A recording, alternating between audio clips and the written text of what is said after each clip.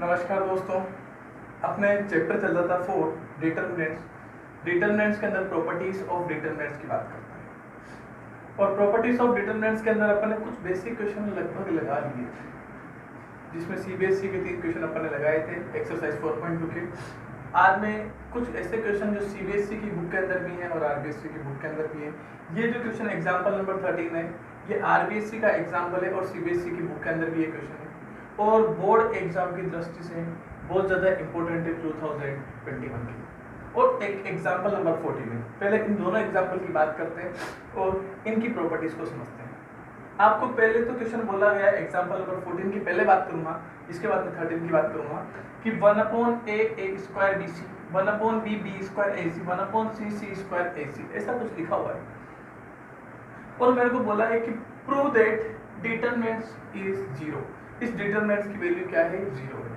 अब देखो एक्सपेंशन हमें करना नहीं है, हम प्रॉपर्टीज की बात कर रहे हैं तो प्रॉपर्टीज का यूज करेंगे। क्लियर? अब हमने एक प्रॉपर्टी सिखाई थी कि किसी भी डिटरमिनेंट्स को जब भी किसी स्केलर क्वांटिटी से मल्टीप्लाई किया जाता है तो वो डिटरमिनेंट्स क्या होता है, उतने टाइम हो जाता है। जिससे भी स्केलर क्वांटिटी जैसे k से मल्टीप्लाई किया तो इस डिटरमिनेंट्स की वैल्यू क्या होगी? k गुना हो जाएगी। जो भी इसकी वैल्यू है उसको k से मल्टीप्लाई कर देते हैं। क्लियर? लेकिन जब भी स्केलर क्वांटिटी से मल्टीप्लाई किया जाता है तो वो स्केलर क्वांटिटी या तो किसी एक रो में मल्टीप्लाई होती है या एक कॉलम में मल्टीप्लाई होती है। अब देखो हमें यहाँ पे मल्टीप्लाई करने की आवश्यकता क्यों पड़ रही है, इसके पीछे का कारण जानिए कि देखो मैक्सिमम क्वेश्चन जो भी प्रॉपर्टीज के आएंगे डिटरमिनेंट्स की प्रॉपर्टी के, आपको ऐसा जोड़ तोड़ का खेल खेलना है कि या तो पूरा कोई एक रो क्या हो जाए 1 1 1, या तो पूरी की पूरी ये एक रो क्या हो जाए 1 1 1 फिर, या दूसरी हो जाए या तीसरी हो जाए, कोई भी एक रो या कोई भी एक कॉलम दूसरा कॉलम या तीसरा कॉलम क्या हो जाए 1 1 1 हो जाए, ताकि यहाँ से हम डिटरमिनेंट्स की प्रॉपर्टी को आसानी से सोल्व कर सकते हैं, क्वेश्चन को जल्दी सोल्व कर सकते हैं। क्योंकि आपको जब तक एक्सपेंशन नहीं करना है इस प्रॉपर्टीज ऑफ डिटरमिनेंट्स की क्वेश्चन जब भी करेंगे जब तक कि एक जीरो ना आ जाए, कम से कम किसी एक रो में या एक कॉलम में जीरो आना जरूरी है, तो ही जाके हम क्या करेंगे एक्सपेंशन करेंगे, वरना नहीं करेंगे। क्लियर? अब देखो मैंने कहा कि मान लो मैं इस रो की बात कर रहा हूँ, इसको मैं 1 बनाना चाहता हूँ, तो मैंने कहा ये 1 कब बनेगा? जब मैं इसको a से मल्टीप्लाई करूँगा तो ये a से a कट जाएगा, ये a क्यूब हो जाएगा, ये a होगा। तो मैंने पूरे डिटरमिनेंट को किससे मल्टीप्लाई करना पड़ेगा? a से। अगर a से मल्टीप्लाई करना पड़ेगा तो मर्जी से काम कर रहे हैं, तो अगर जैसे मैंने किसी स्केलर क्वांटिटी a से मल्टीप्लाई किया तो ये डिटरमिनेंट a गुण a से मल्टीप्लाई हो जाएगा। लेकिन अब देखो जब किसी चीज से मल्टीप्लाई करते हैं तो ऑब्वियसली बात है डिवाइड करना भी जरूरी होता है कि नहीं होता है? हाँ होता है। तो इसलिए हम क्या करेंगे कि अगर इसको a से मल्टीप्लाई करेंगे तो डिटरमिनेंट को a से डिवाइड भी कर देंगे, b से मल्टीप्लाई करेंगे तो b से डिवाइड भी कर देंगे, c से करेंगे तो c से डिवाइड भी कर देंगे। तो मैंने कहा पहली रो को मैं अगर a से मल्टीप्लाई कर दूं, दूसरी रो को b से कर दूं, तीसरी रो को c से कर दूं, तो a से करते हैं ये क्या हो जाएगा 1, ये a क्यूब ये abc, इसको b से करते हैं ये b1, ये b क्यूब ये abc, और यहाँ पे भी 1, ये c स्क्वायर c क्यूब और ये abc हो जाएगा। हाँ ये तीनों abc आ जाएंगे और abc से अगर हमने मल्टीप्लाई किया तो abc से डिवाइड भी करेंगे। तो देखो मैं इस डिटरमिनेंट को थोड़ा सा ऐसा लिख रहा हूँ 1 मिनट के लिए कि मैंने मर्जी से abc से डिटरमिनेंट्स को मल्टीप्लाई किया, जब मर्जी से किया तो उसको डिवाइड भी कर दिया। क्लियर? और ये 1/a ये a स्क्वायर ये bc, यहाँ पे 1/b ये b स्क्वायर और ये ac, और ये 1/c ये c स्क्वायर ये ab। LHS ले लिया, एक LHS लिख लिया, LHS। क्लियर?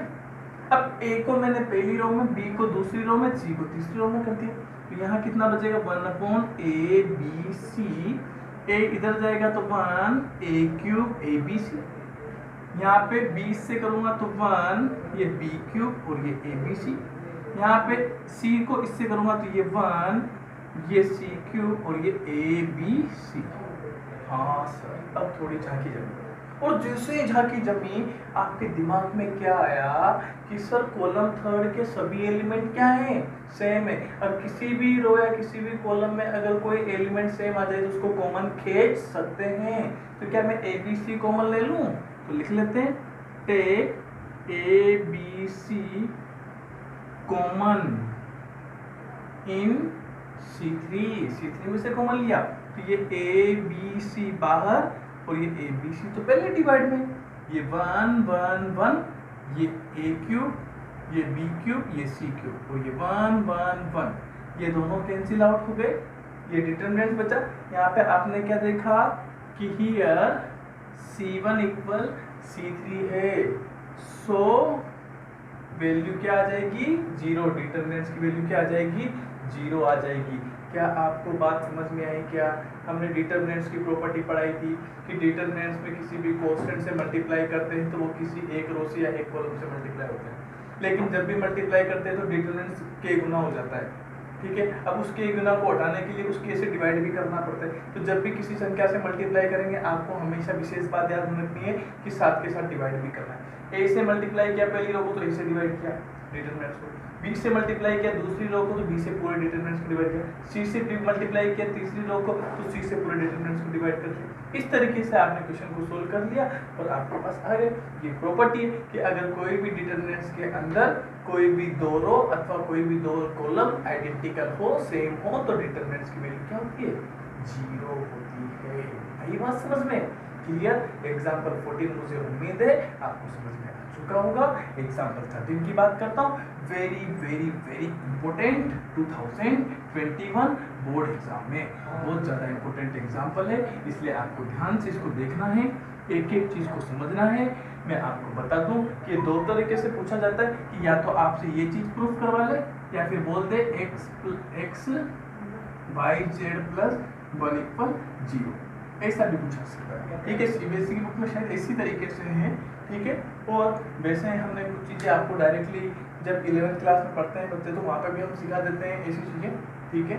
लेकिन फिर भी हम एक बार जनरली पूरी प्रॉपर्टीज़ की बात कर रहे हैं, बोर्ड की दृष्टि से पढ़ रहे हैं तो सारी चीज़ें सीखेंगे। क्या हमने प्रॉपर्टीज ऑफ डिटरमिनेंट्स के अंदर एक आखिरी प्रॉपर्टी सिखाई थी, याद होगी आपको, कि अगर किसी भी डिटरमिनेंट्स के अंदर कोई भी रो अथवा कोई भी कॉलम क्या हो एडिशन की फॉर्म में हो तो हम उस डिटरमिनेंट्स को दो अलग अलग डिटरमिनेंट्स के एडिशन के रूप में लिख सकते हैं। हाँ पढ़ी थी, तो सबसे पहले क्या ले लें, एक LHS। LHS में देखो ये वाली पर कॉलम नंबर 3 क्या है, इस एडिशन की फॉर्म में लिखा हुआ है, तो इसको दो पार्ट में ब्रेक कर लें और दोनों को एडिशन की फॉर्म में, तो दो डिटरमिनेंट्स बनेंगे और दोनों किस फॉर्म में आएंगे, एडिशन की फॉर्म में। ये कर दिया हमने। पहला पार्ट क्या आएगा देखो, तो देखो कॉलम में ऐड है, थर्ड कॉलम है ना, तो सिर्फ थर्ड कॉलम चेंज होगा, बाकी दो कॉलम सेम रहेंगे। दोनों column x y z x square y square z square, ये 1 ये 1 और ये 1, क्लियर। और यहाँ पे देखिए ये x y z, ये x स्क्वायर, ये y स्क्वायर, ये z स्क्वायर और ये x क्यूब y क्यूब और z क्यूब, क्लियर। और ये किसके इक्वल दे रखा था, 0 की कर दिया। कोई परेशानी पहली स्टेप में नहीं। आप क्या देख पा रहे हो, पहली रो में x कॉमन है, दूसरी रो में y कॉमन है, तीसरी रो में z कॉमन है। क्या कॉमन खींच लें? हाँ खींच लो। जैसे कॉमन खींचा तो ये कितना दिखा, x y z x square y square z square, 1 1 1, clear. Plus x common खींचा तो ये x, यहाँ से y भी खींचा और ये z, तीनों बाहर आ गए। यहाँ 1 1 1, ये x ये y और ये z, ये x स्क्वायर ये y स्क्वायर और ये z स्क्वायर, क्लियर। अब देखो क्या इन दोनों को हम सेम बना सकते हैं किसी भी तरीके से, कुछ कॉमन वॉमन खींच के। मैंने कहा अगर मैं इस 1 1 1 वाली लाइन को इधर लेके आता हूँ तो काम हो जाए। तो मैं क्या करूँगा कि देखो ये यहाँ चाहिए और ये सेकंड नंबर पे चाहिए और ये थर्ड नंबर पे चाहिए, तो पोजीशन चेंज करनी है। तो मैं क्या करूँगा, इस कॉलम को इससे इंटरचेंज करूँगा, इससे करूँगा तो ये यहाँ आ जाएगा और यहाँ चला जाएगा। और लेकिन हमने सिखाया था कि जब भी कभी दो रो अथवा दो कॉलम को आपस में इंटरचेंज करते हैं तो डिटरमिनेंट्स की वैल्यू सेम होती है, सिर्फ साइन परिवर्तित होता है। और साइन में क्या परिवर्तित होता है, प्लस है तो माइनस आ जाता है। अब एक कॉलम को एक जगह चेंज करूंगा तो एक माइनस, और इसी कॉलम को जो यहाँ 1 1 1 आ जाएगा, इसको मैं दोबारा इससे चेंज करूंगा तो फिर माइनस आएगा, तो माइनस माइनस प्लस हो जाएगा, है ना। तो मैं क्या कर रहा हूँ, सीधा मैं इसको यहाँ पहुंचा रहा हूँ और इसको यहाँ और इसको यहाँ पहुंचा सकता हूँ। तो देखो ऐसा बनेगा -1 की पावर 2। ऐसा क्यों, क्योंकि इस वाले कॉलम को मैंने कितने कॉलम लगाया, कितनी बार इंटरचेंज किया, 2 बार। इसको इसके साथ और इसको इसके साथ 2 बार किया, तो इसलिए मैंने क्या किया, -1 की पावर 2 लिख दिया। जैसे दो लिखा ये 1 1 1, ये x ये y और ये z, क्योंकि ये यहाँ चला गया हुआ, और ये x स्क्वायर ये y स्क्वायर ये z स्क्वायर, और यहाँ पे प्लस x y z और ये 1 1 1 x y z x square y square z square. Clear? कोई परेशानी नहीं है। देखो ध्यान से क्या हुआ कि मैंने इस कॉलम थर्ड को पहले इससे इंटरचेंज किया तो एक बार माइनस आया, फिर यहाँ 1 1 1 आने के बाद इसको फिर इंटरचेंज किया इससे, तो ये 1 1 1 यहाँ आ गया और ये यहाँ आ गया, तो फिर एक और माइनस आया, -1 कितनी बार आया? 2 बार, 2 बार कर दिया अपने -1 की पावर 2। क्लियर?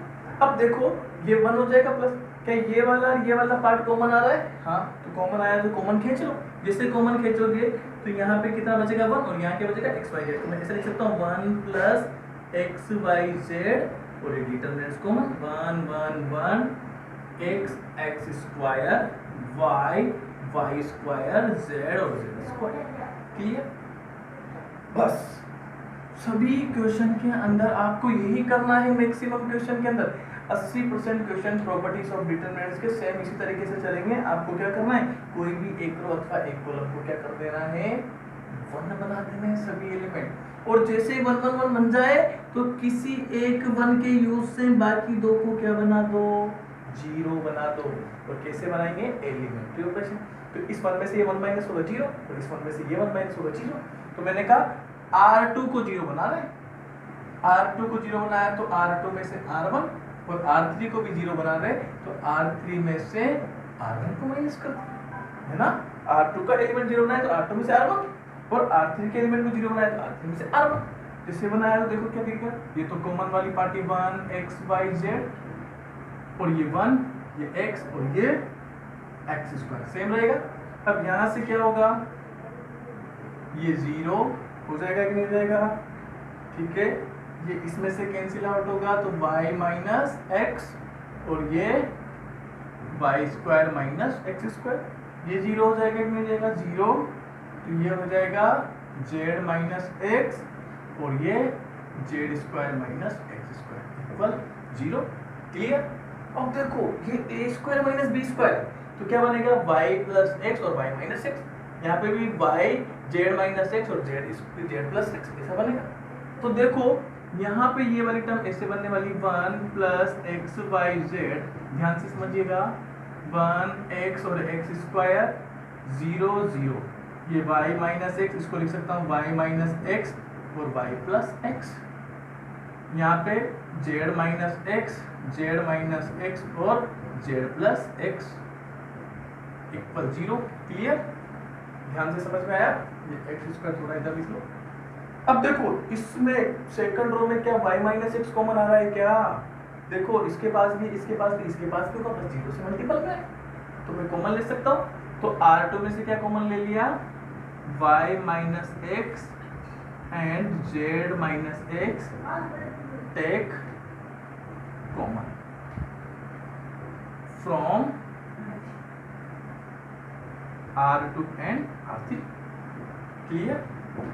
जैसे कॉमन लिया तो कितना आएगा 1 प्लस एक्स वाई जेड, यहाँ से y minus x z minus x. Clear? और डिटरमिनेंट से बचेगा 1 0 0 x स्क्वायर 1 और ये y प्लस एक्स और ये 1 और ये z plus x equal 0। Clear? ऐसा हो गया। जैसे ही ऐसा हुआ तो मैंने कहा इसको एक्सपांशन कर दें, एक्सपांशन करेंगे तो देखो इधर वाली पार्टी से मैं इसको सोल्व कर लेता हूँ, तो ये आएगा 1 ब्रैकेट में कुछ, बाकी ये दोनों को लिखने की जरूरत नहीं है क्योंकि मैं किससे एक्सपांशन कर रहा हूँ, पहले कॉलम से एक्सपांशन करूंगा तो ये दोनों तो 0 बना ही देंगे, तो सिर्फ एक ही को करना है, इसको हाइड कर लिया, इसको हाइड कर लिया, इसको इससे मल्टीप्लाई करेंगे तो z प्लस एक्स माइनस, इसको करेंगे तो माइनस का y और माइनस का x से x कैंसिल आउट हो जाएगा और इक्वल 0, तो सिर्फ ये वाली पार्टी आएगी। और इधर कितना बच रहा है हमारे पास, देखो 1 प्लस एक्स वाई जेड, ठीक है, और ये तो पूरा हो ही गया y माइनस एक्स और यहाँ पे बचा हुआ है z माइनस एक्स, ये बचा हुआ है इक्वल 0। ठीक, यहाँ तो 1 था, ठीक है। इसको मैं ऐसा लिख दूँ थोड़ा अच्छा, 1 प्लस एक्स वाई जेड, ठीक है, y minus x z minus x और z माइनस y इक्वल 0। जैसे इन सबको 0 के इक्वल रखेंगे तो y बराबर x आएगा, ठीक, z बराबर x आएगा और z बराबर y आएगा। क्लियर? और एक और चीज आएगी x y z बराबर -1, तो ये तो आंसर आ जाएगा, प्रूफ हो जाएगा। लेकिन क्या y बराबर x, y बराबर z और z बराबर y हो सकता है? नहीं हो सकता, क्योंकि क्वेश्चन ने पहली बात ही आपको यही बोला है कि if all x y z are different, अगर x y z डिफरेंट है तो मतलब ये नॉट इक्वल 0, ये नॉट इक्वल 0, ये नॉट इक्वल 0, ये कभी भी 0 के इक्वल नहीं हो सकते। आई बात समझ में? ये आपस में इक्वल नहीं हो सकते। मतलब ये वाला पार्ट 0 के इक्वल होगा तो x y z इक्वल -1 आ जाएगा, और x y z की वैल्यू -1 रखेंगे तो ये पूरे पार्टी को क्या बना देगा? 0 बना देगा। इस वजह से 0 आया होगा। खेल पकड़ में आया? क्वेश्चन समझ में आया? ध्यान से देखिए, अच्छे से एक एक स्टेप को समझिए, कोई परेशानी तो नहीं है। देखिएगा नेक्स्ट क्वेश्चन है एग्जांपल 16। ये भी बहुत ज्यादा इंपॉर्टेंट है, वेरी वेरी वेरी इंपॉर्टेंट, और यही ऐसे क्वेश्चन करवा रहा हूं मैं जो इस चैप्टर की बहुत बड़ी नींव है। जेई लेवल पे भी इनसे काफी सारे शॉर्टकट बनते हैं और डायरेक्टली यूज कर लेते हैं। आईआईटी में भी इन बच्चों को इनको, तो आईआईटी के लिए भी आपको डायरेक्ट ये टर्म्स याद रखनी है। मैं आपको बता दूं, आईआईटी के लिए डायरेक्ट याद रखो इन चीजों को, जल्दी सीखो, ठीक है। अब आपको बोला प्रूव दैट ये टर्म इसके मतलब ये डिटरमिनेंट्स की वैल्यू क्या आनी चाहिए, आपको ये प्रूफ करना है, लेकिन विदाउट एक्सपांशन, बिना किसी एक्सपांशन के प्रूफ करना है। अब जब भी आपको क्वेश्चन प्रूफ करना है तो सबसे पहली चीज आरएचएस में देखो लाना क्या, ए बी सी। अब ए बी सी कब आएगा? जब कॉमन खींचो। तो मैंने कहा इस पहली रो में से ए कॉमन ले लो, दूसरी में से बी ले लो, तीसरी में से सी कॉमन ले लो। अब अच्छे समझ रहे हैं कि सर यहाँ तो ए है ही नहीं। मैंने कहा जैसे कॉमन खींचते तो ए से पूरी इक्वेशन को डिवाइड, इसको भी ए से, इसको ए से डिवाइड करो। ऐसा तो कर सकते हैं? नहीं कर सकते। करते नहीं करते?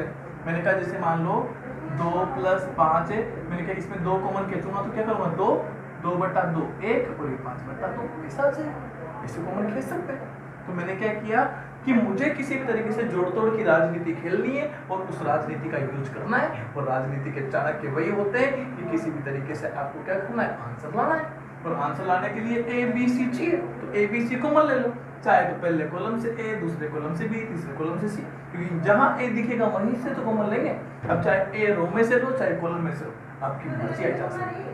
तो मैंने क्या, take a b c common from R1 R2 and R3। जैसे ए R1 से, बी R2 से, सी R3 से, तो यहाँ ए से डिवाइड किया 1/a+1, यहाँ 1/a और यहाँ 1/a। यहाँ पे 1/b कॉमन ले लिया तो यहाँ से 1/b प्लस का 1, यहाँ 1/b, और यहाँ पे 1/c 1/c और 1/c+1, ऐसा कुछ दिखेगा। क्लियर? अब मुझे क्या लाना है अगली टर्म में कि सर 1/a + 1/b + 1/c, ये देखना है। तो मैंने कहा कब दिखेगा, जब 1/b इसमें ऐड हो जाए, 1/c भी इसमें ऐड हो जाए, तो काम हो जाएगा। हाँ या ना? या भाई देखो ना, ये इस वाली टर्म में अगर इन दोनों को ऐड कर दो तो वो वाली झांकी दिखेगी। और जैसे ये किसका एलिमेंट है, R1 का, तो R1 में तो ऐड करना है R2 और R3 को, तो R1 में इन दोनों को भी ऐड करना पड़ेगा, इसमें इन दोनों को भी ऐड करना पड़ेगा, झांकी जम जाएगी हमारी। तो क्या करें, हमने एलिमेंट्री ऑपरेशन लगाया, R1 में क्या किया, R2 और R3 को ऐड कर दिया। जैसे ऐड किया ये A B C 1, इधर लिख देता हूँ पहले, ये 1/a + 1/b + 1/c। सेम इसमें लिखूंगा तो 1 तो 1 की जगह 1/a 1/b भी है और 1/c भी है। सेम इसमें करूंगा तो 1 + 1/a + 1/b + 1/c। क्लियर? और यहाँ पे 1/b 1/c, यहाँ पे 1/b + 1/1, ये 1/c, ये 1/b और ये 1/c+1, ये सब कुछ नजर आएगा। टेक कॉमन R1 में से ये पूरी पार्टी कॉमन ले लो, जिससे कॉमन लूंगा ये तीनों 1 1 1 बन जाएंगे, और जैसे 1 बना हमारा तो काम पूरा हो गया, क्योंकि हमारा तो सर टारगेट ही एक है कि मुझे किसी भी तरीके से इन तीनों को 1 बनाना है। ठीक है, तो मैंने क्या किया, A B C वैसा है, यहाँ से क्या कॉमन ले लिया, 1 + 1/a + 1/b प्लस 1/c। और यहाँ से देखो ये 1 ये 1 ये 1, ये 1/b, ये 1/b प्लस 1 और ये 1/b। क्लियर। और यहाँ से 1/c 1/c और 1/c प्लस 1। अब एक के यूज से कोई भी दो को जीरो बना दो। तो मैंने कहा देखो ये 1 1 1 इधर है ना रो में, तो इसके यूज से इसको और इसको जीरो बना दो। अब ये का है कॉलम का और ये भी कॉलम का। तो मैं क्या करूँ, कॉलम के एलिमेंट को जीरो बनाने के लिए क्या करेंगे कि C2 का जीरो बनाना है, तो क्या करें C2 में से C1 माइनस कर दो, एंड C3 का एलिमेंट जीरो बनाना है तो C3 में से C1 माइनस कर दो। जैसे माइनस करोगे क्या आएगा, ये A B C वैसा है 1/1/a plus 1/b plus 1/c। ये कितना दिखेगा देखो 1, ये 1/b सेम पहला कॉलम तो, और 1/c से यहाँ पे ये 0 हो जाएगा और ये 0 हो जाएगा। 1/b में से 1/b गया 1 बच गया, यहाँ पे 1/b में से 1/b गया 0, सेम 1/c से 1/c गया 0, तो यहाँ पे 1 बच गया। इसका एक्सपेंशन कर दे तो क्या करेंगे भाई, एक्सपांडिंग बाय r1 से जैसे एक्सपेंशन करोगे 1 ब्रैकेट में कुछ क्या आएगा, इसको ऐड किया इसको ऐड किया, 1 को 1 से किया 1, 0 को 0 से किया -0, तो कितना आया 1। और इधर क्या लिखा हुआ है, ये वाली टर्म लिखी हुई है। हमारे पास देखो 1 को इस टर्म से मल्टीप्लाई करोगे तो क्या आ जाएगा कि नहीं आ जाएगा RHS। ये किसके इक्वल आ गया, इक्वल RHS। आसान क्वेश्चन था, दिखने में खतरनाक था, लेकिन क्या देखना है कि चाणक्य की नीति लगानी है, राजनीति करना आना चाहिए। राजनीति कैसे करनी है, सिर्फ ये देखना है कि आपको लाना क्या है, आंसर क्या चाहिए। तो आंसर चाहिए उसी के लिए जोड़ तोड़ की राजनीति खेले। तो हमेशा मैं आपको बता दूं कि इस पूरे चैप्टर में दो बातें ध्यान रखेंगे कि पहली बात, कोई भी एक रो या एक कॉलम के सभी एलिमेंट को क्या बनाए, 1 बनाए। दूसरी राजनीति बड़ी ये है कि आपको क्या करना है, RHS पार्टी को देखना है, RHS मुझे लाना क्या है, मुझे प्रूफ क्या करना है, उसके ऊपर भी काफी कुछ चीजें डिपेंड करेंगी। एक बार क्वेश्चन को ध्यान से देखिए, समझिए क्या हो रहा है क्या नहीं हो रहा है। नेक्स्ट क्वेश्चन है एग्जांपल 18, काफी अच्छा क्वेश्चन है। इस बार 3 बातें हैं, ये वाली पार्टी इसके इक्वल प्रूफ करनी, ये वाली पार्टी इसके इक्वल करनी, मतलब तीनों को आपस में इक्वल प्रूफ करना। तो एक काम करें, एक एक को प्रूफ कर देते हैं, ठीक है। सबसे पहले मैं एक एक चीज समझाता हूँ आपको। टेक LHS लेता हूँ, तो ये x, ये y, ये z, ये x square y square z square, yz zx xy, इसको सोल्व करते हैं। मैंने कहा मुझे कुछ भी नहीं करना, किसी भी तरीके से 1 बनाना है, कहीं पे भी एक रो एक कॉलम। मैंने कहा वो सब बात की रात। मैंने कहा देखो इसके पास किसकी कमी है, yz x आ जाए तो काम हो जाए, इसके पास y हो जाए तो काम हो जाए, और इसके पास z आ जाए तो काम हो जाए। तो मैं क्या कर सकता हूँ, इस कॉलम को x से, इस कॉलम को y से और इस कॉलम को z से कॉमन मल्टीप्लाई कर सकता हूँ। इसको x से, इसको y से, इसको z से, जैसे कि एक क्वेश्चन में किया था अपन ने एग्जांपल 14 के अंदर, ऐसा ही क्वेश्चन था क्या। तो उसमें क्या किया, इसको x से कर दो, इसको y से कर दो और इसको z से कर दो। एग्जांपल 13 में किया था ना ऐसा क्वेश्चन।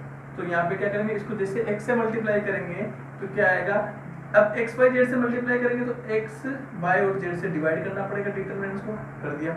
इसको x से करते ये x स्क्वायर, ये x क्यूब, ये x y z, ये y स्क्वायर, ये y क्यूब, ये x y z, ठीक है।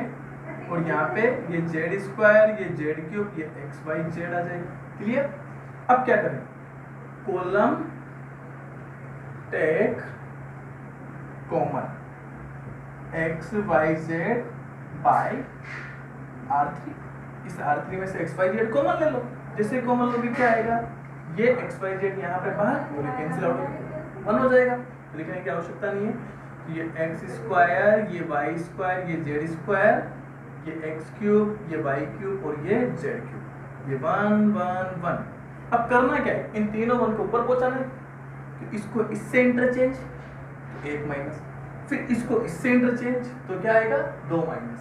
तो क्या किया अपन ने, पहले r3 को इंटरचेंज किया r2 से, तो क्या आएगा x square y square z square वही 1 1 1 और यहाँ पे x क्यूब y क्यूब और z क्यूब, तो ये माइनस का बाद। फिर क्या करेंगे, इसको इससे इंटरचेंज करेंगे।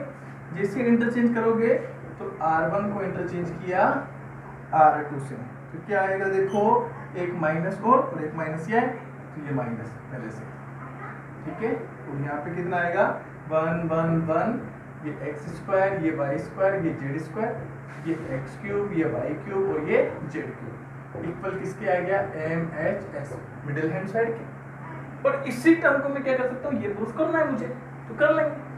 मैंने कहा देखो कैसे प्रूफ करेंगे, यही तो खेल है।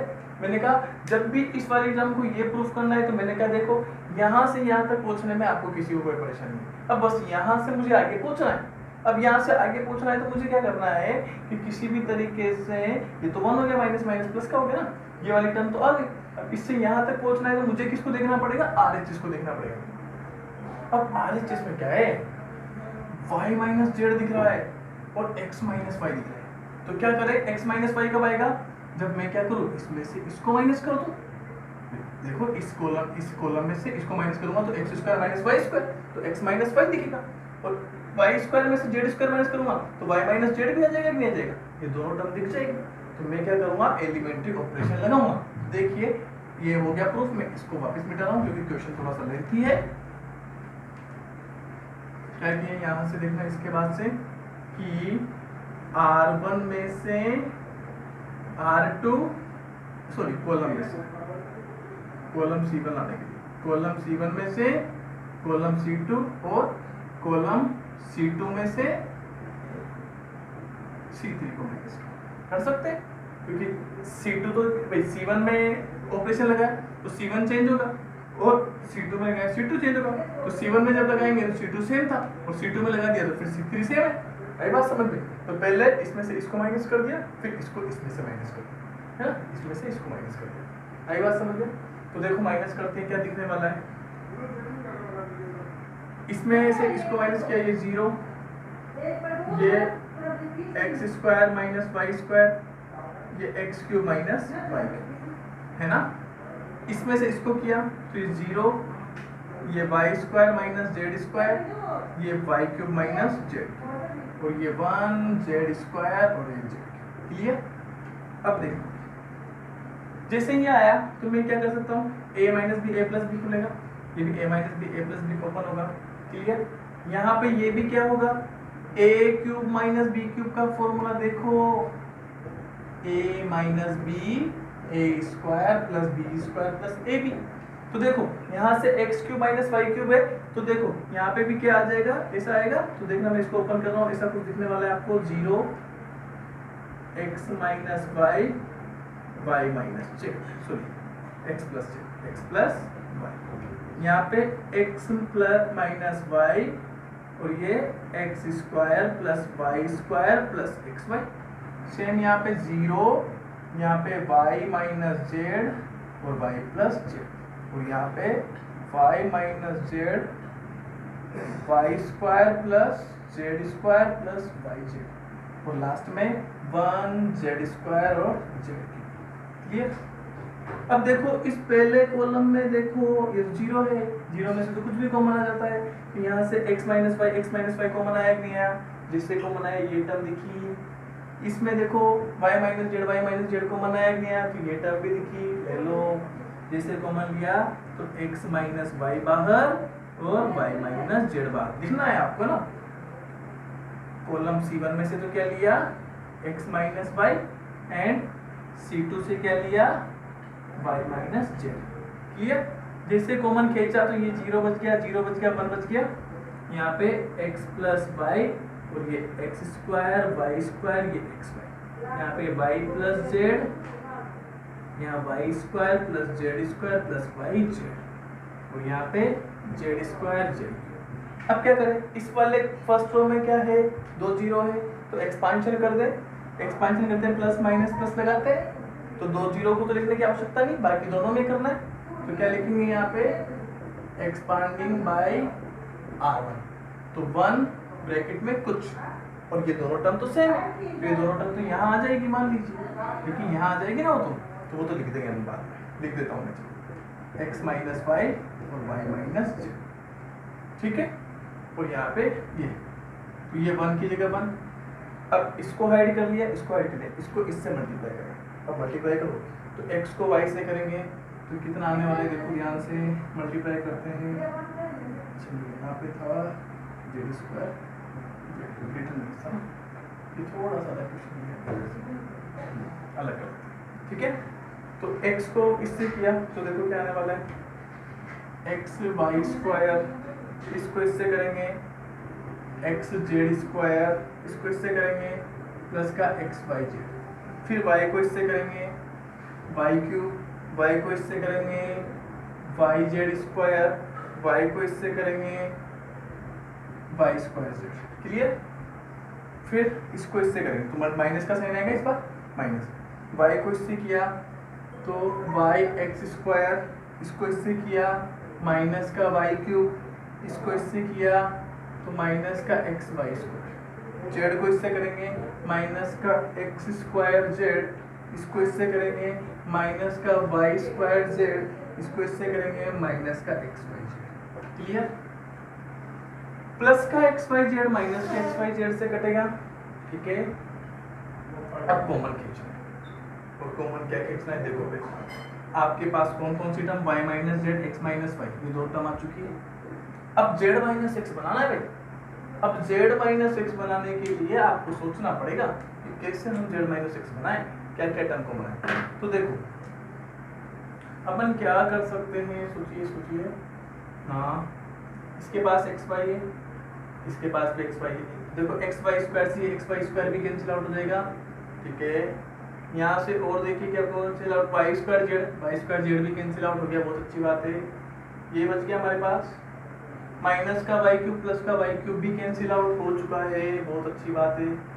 अब देखो ये बच गया और ये बच गया, ये बच गया, ये बच गया, चार टर्म बच गई, इन चारों को सोल्व कर ले, ठीक है।